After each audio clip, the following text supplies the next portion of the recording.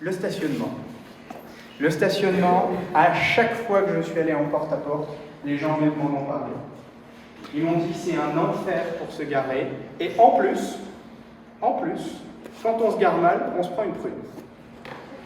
Alors on paye trop d'impôts, on paye des PV, c'est pénible. Quand on est actif, quand on rentre chez soi le soir, on voudrait bien pouvoir se garer facilement.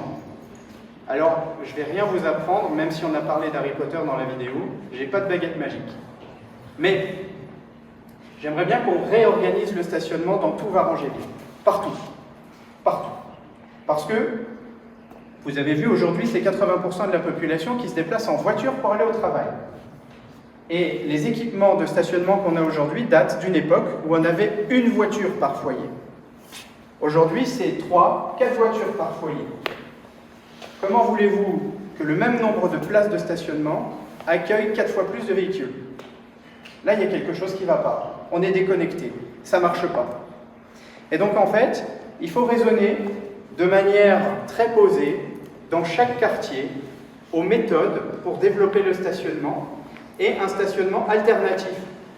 C'est-à-dire qu'il faut absolument que les gens qui habitent quelque part puissent se garer au moins une voiture devant chez eux, mais que ceux qui ont 2, 3 ou 4 voitures puissent être sur des parkings de décharge, alors pas de décharge d'ordures, de décharge de stationnement, qu'on pourrait faire en bout de rue ou un petit peu plus loin, pour pouvoir accueillir ces véhicules supplémentaires de manière organisée et qu'on n'ait plus des rues où on soit obligé de slalomer entre les voitures au quotidien parce que le stationnement n'est plus adapté à Varangéville.